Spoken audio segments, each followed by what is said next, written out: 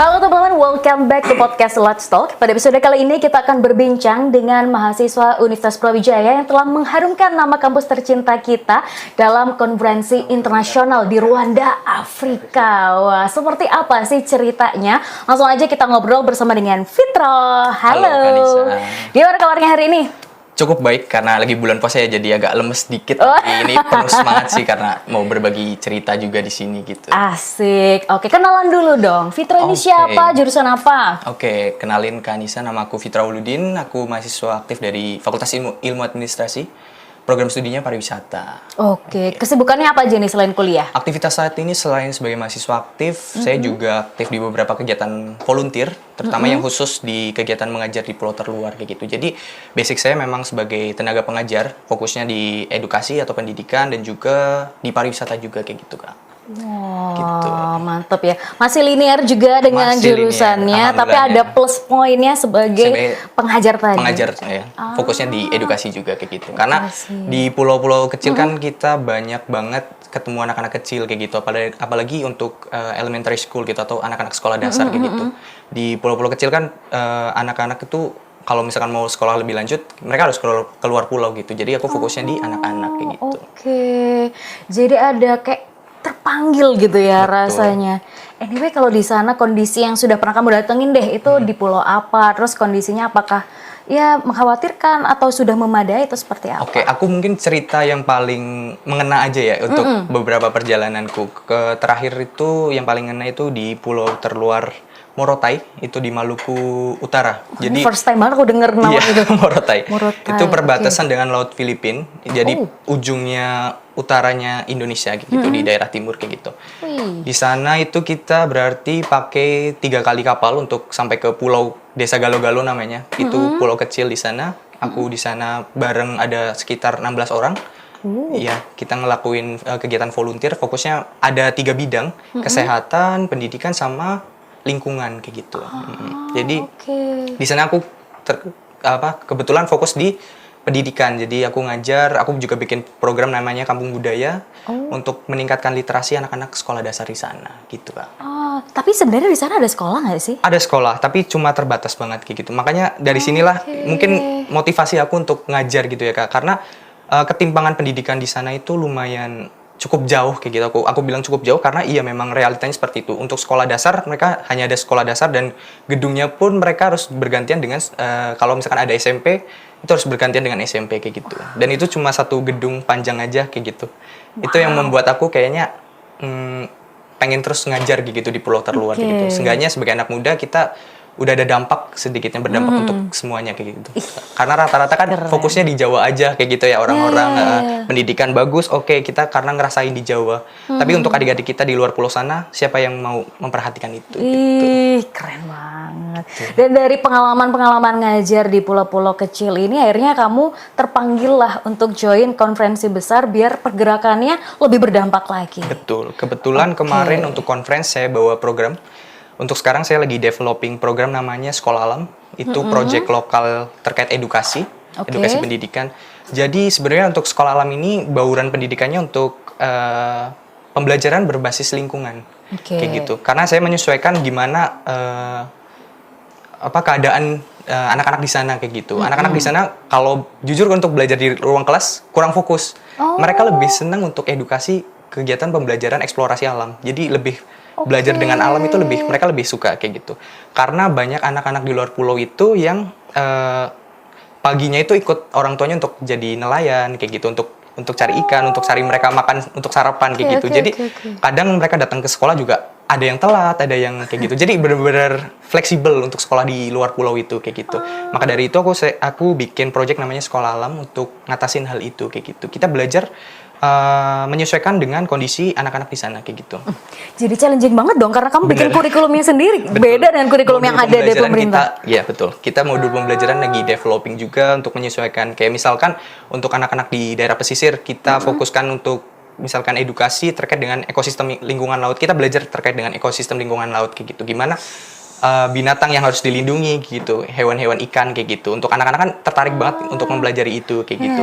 Terus kalau misalkan di daerah pertanian sendiri biasanya aku fokuskan pada pembelajaran matematika dasar untuk fokus di hasil panen kayak gitu. Jadi misalkan ada hasil panen, kita ambil beberapa sampling untuk kita hitung kayak gitu, kayak hitung-hitungan matematika dasar untuk anak SD aja kayak gitu. Atau lagi kalau misalkan di pedalaman, di hutan-hutan, kita fokus pada pembelajaran eksplorasi tanaman obat, biar mereka juga tahu dari kecil tanaman apa aja sih yang bisa digunain di hutan kayak gitu. Jadi banyak sih yang bisa kita lakuin sebetulnya dari proyek sekolah alam ini gitu. Wah, ini langkah kecil tapi dampaknya besar. Iya, betul. Tapi kalau dijalanin sendiri Capek. terseok-seok ya. Pastinya butuh tim, apalagi Iya, mungkin betul. harus nanti ke depan ada kerjasama dengan instansi. Tapi syukurnya program kamu ini bisa jadi salah satu advokasi yang memberangkatkan dirimu sebagai salah satu perwakilan Indonesia ya di acara NCD. Global NCD. Coba ceritain ini Oke. acara apa sih? Karena hanya ada 2 perwakilan Indonesia Betul. yang berhasil tembus gitu kan, Betul. sampai ke sana. Oke, mungkin aku jelasin terkait dengan Global NCD Alliance Forum itu forum seperti apa sih kayak gitu. Karena dari teman-temanku pun kemarin banyak yang tanya kayak gitu. Apalagi backgroundku sebagai mahasiswa pariwisata udah nggak relevan dengan NCD ini. Karena NCD ini merupakan forum kesehatan yang fokusnya sesuai namanya NCD Non-Communicable Disease atau Oke. penyakit tidak menular kayak gitu. Penyakit tidak menular sendiri, aku kasih contoh itu ada cardiovascular atau penyakit jantung, kemudian cancer, kemudian diabetes, dan sama isu yang masih tabu di masyarakat itu terkait dengan kesehatan mental kayak gitu. Sebenarnya masih banyak lagi kayak gitu. Karena NCD ini menyumbang per tahunnya itu kurang lebih 74% kematian di dunia kayak gitu. Jadi, Serius? Betul. Jadi ini urgensi banget untuk kita bahas terkait dengan isu NCD ini sendiri kayak gitu, Kak. Jadi memang NCD kita nanti ada UN High Level Meeting di September 2025 itu untuk mengantarkan isu-isu urgensi ini gitu, untuk memperingatkan juga kayak gitu. Jadi kurang lebihnya gitu sih. Ini makanya teman-temanku yang di Fakultas Ilmu Administrasi juga ngerasa kayak ini nggak ada korelasinya nih gitu antara pariwisata dengan kesehatan kayak gitu. Tapi balik lagi, aku juga kuliah juga bukan cuma fokus di pariwisata kayak gitu. Jadi ini yang bikin dirimu beda. aku pengen berdampak juga kayak gitu untuk masyarakat kayak gitu. Terutama tadi untuk proyekku sendiri juga gitu. Oke, Mau jadi ngembangin. NCD ini adalah project di bawahnya UN. WHO dari UN juga ya, karena memang urgensinya kan kita nanti di UN High Level Meeting itu kita fokusnya di NCD. Jadi benar-benar fokus di NCD, terus terkait laporan juga. NCD forum kemarin yang di Rwanda ini memang kita itu untuk ngumpulin informasi dari seluruh negara kayak gitu. Betul. Seluruh di dunia berarti Seluruh di dunia. melumpuk tuh ya di Rwanda. Numpuk di situ semua kita. Terkait dengan laporan urgensi, isu-isu di penyakit tidak menular di masing-masing negara kayak gitu. Kalau di Indonesia sendiri yang masih tinggi adalah terkait dengan diabetes, rokok, dan juga kesehatan mental kayak gitu. Dari delegasi Indonesia kemarin kita membawa 2 isu terkait dengan rokok dan juga kesehatan mental gitu.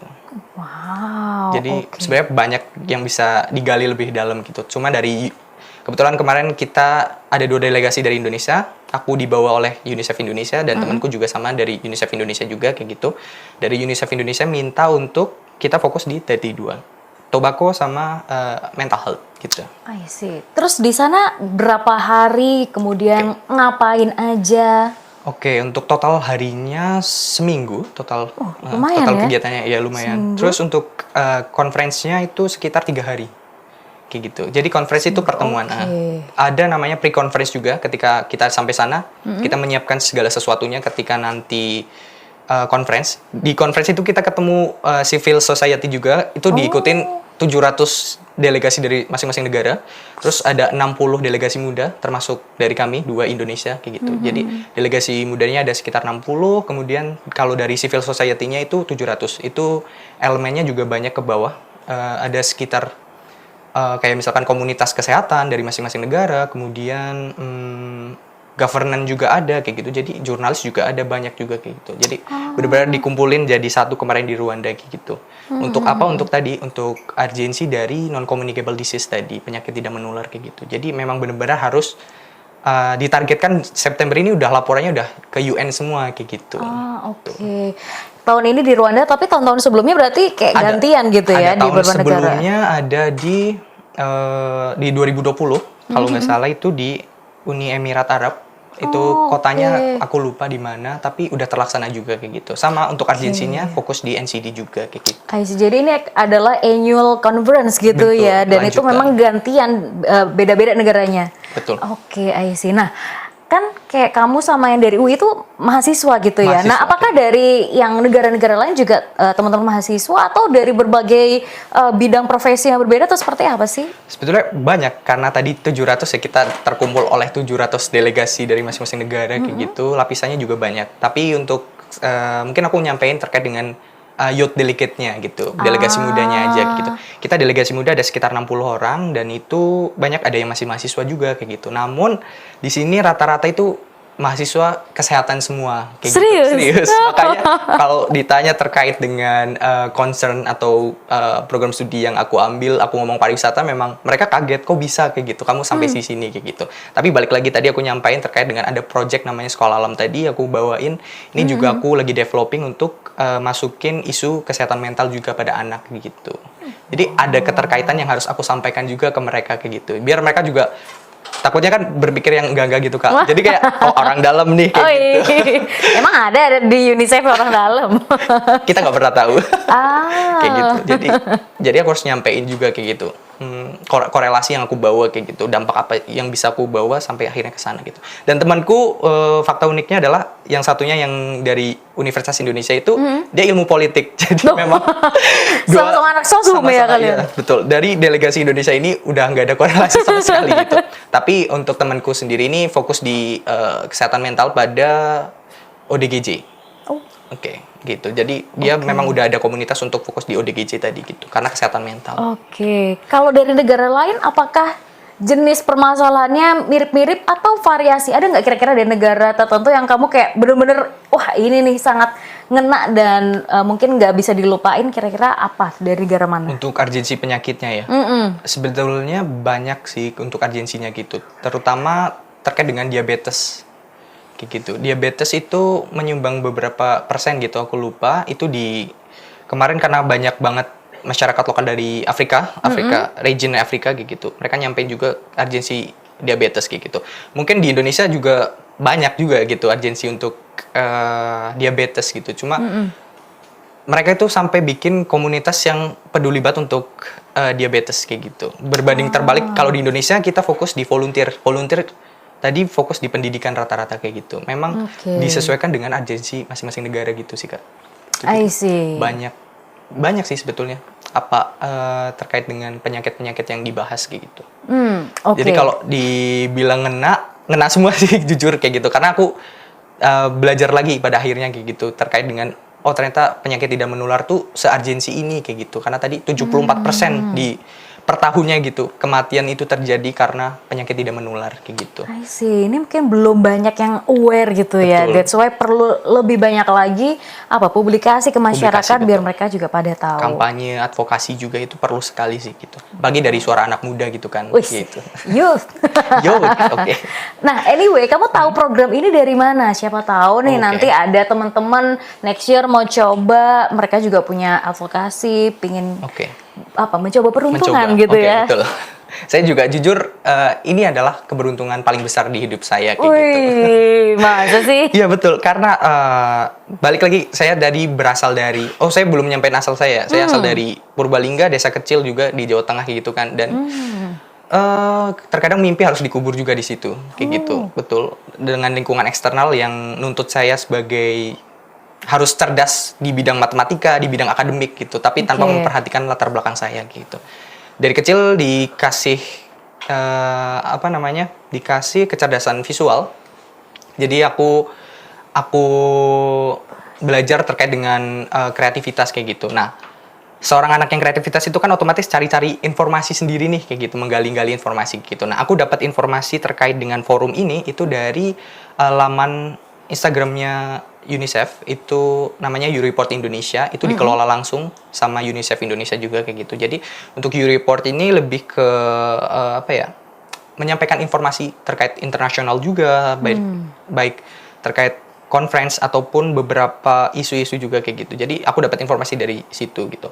Aku lihat waktu bannernya itu terkait dengan kesehatan non communicable disease gitu, penyakit tidak menular. Nah, aku kepo. Awalnya aku udah ada konsultasi bareng teman-teman yang pernah ikut dari UNICEF juga kayak gitu. Aku konsultasi, kira-kira aku berkesempatan gak sih untuk join di isu ini kayak gitu. Terus temanku ngomong, kamu belum terlalu kuat di sini kayak gitu.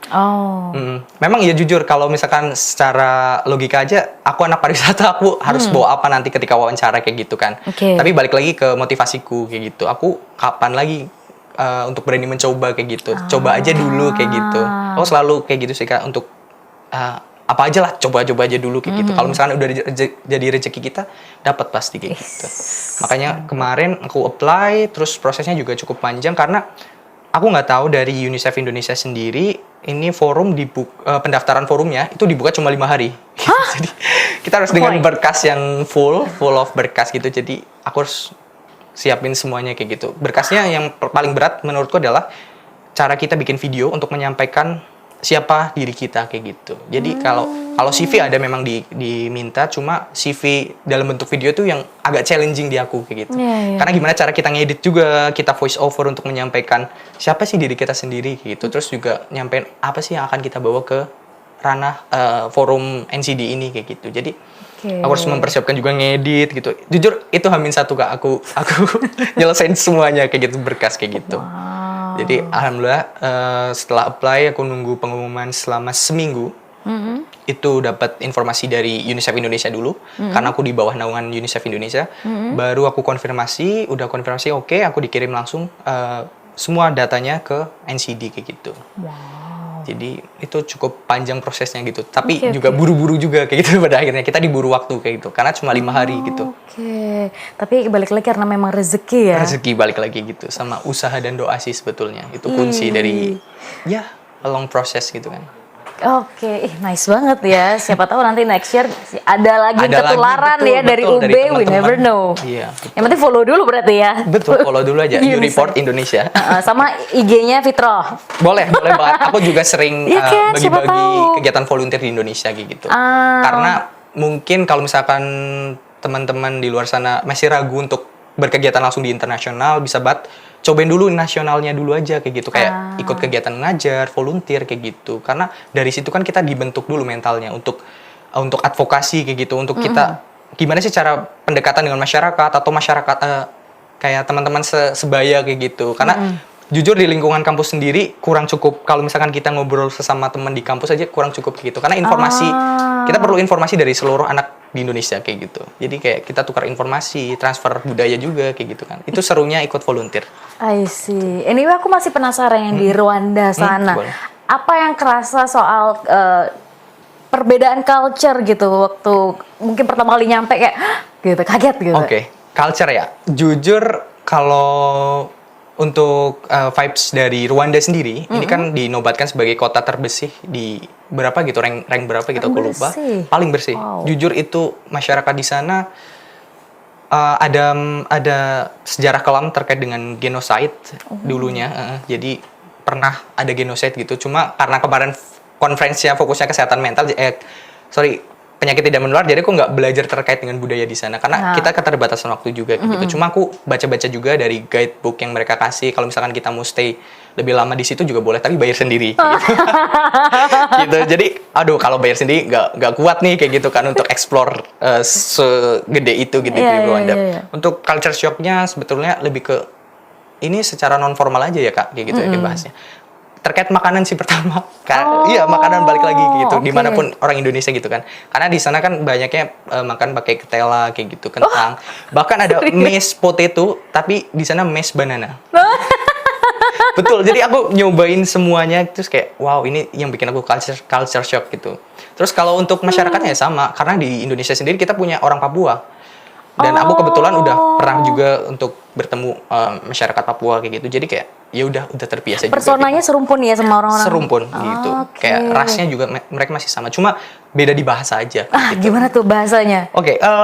Sempat gak belajar dikit-dikit bahasanya waktu itu? Sempat, cuma satu kata aja. Murakoze. Murakoze itu terima kasih. Murakoze. Itu Murakoze.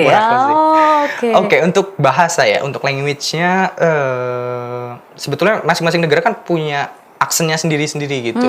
Jujur kalau mereka ketika berbicara bahasa Inggris lumayan cepat. Jadi kita mendengarkannya juga, wow, ini cukup cepat, terus cepat gitu. Intinya kalau dibilang pelan nggak juga pelan, intinya cepat, terus Temponya yang cepat. Oh, oke. Aku kalau aku pribadi lebih prefer untuk kayak British itu masih bisa. Kalau dari UK juga aksennya juga masih bisa lah kita kayak gitu. Itu yang agak challenging juga sih ketika berbicara dengan masyarakat lokal di sana. Kita harus benar-benar mendengarkan kayak gitu. Oh, tapi mereka pakai bahasa Inggris di sana. Pakai bahasa Inggris. Cuma ada beberapa masyarakat kalau di conference-nya mereka pakai bahasa Inggris semua. Tapi kalau aku ada kesempatan untuk main sedikit gitu karena ada break dari conference, jadi kita bisa keluar untuk explore dikit gitu. Aku ke pasar untuk cari-cari sesuatu kayak gitu, makanan kayak gitu untuk dicobain gitu. Dan di sana masyarakatnya ya berbicaranya bahasa ibu, bahasa daerah aja. Bahasa daerah gitu. mereka. Betul. Okay. Yang berbicara bahasa Inggris rata-rata di conference aja kayak gitu. Jadi kalau misalkan di masyarakat secara umumnya mereka pakai bahasa ibu, tapi kalau ada beberapa juga yang bisa kok bahasa Inggris kayak gitu. Jadi untuk basic conversation mereka bisa. Gitu. I see. Udaranya panas nggak di sana? Udaranya jujur kayak Malang. Jadi kayak kalau malam itu dingin, kalau siang itu ya panas kayak gitu. Apalagi Afrika ini dekat gurun kan. Jadi kayak gurun Afrika itu kadang kalau siang anginnya kenceng. Jadi kita masuk ke kota gitu. Karena Rwanda ini kemarin aku konferensinya di Kigali. Kotanya namanya Kigali. Jadi di Kigali ini cukup bersih banget. Cuma kalau siang anginnya kenceng terus panas kayak gitu, angin gurun kayak gitu. Jadi seru banget lo experience. First experience yang luar biasa. Gitu. Oke, ini last question deh. Dari semua proses perjalanan panjang kamu mulai dari volunteer ke pulau-pulau terkecil sampai membawa kamu menjadi delegasi Indonesia di Rwanda sana, apa sih yang kamu bawa pulang gitu ya dan ingin kamu sampaikan ke masyarakat? Oke, sebetulnya karena aku pengen menyampaikan aja kalau misalkan pengalaman dalam proses menggapai mimpiku ini bukan cerita orang hebat satu-satunya gitu. Dan tentu teman-teman di luar sana bisa jadi salah satunya.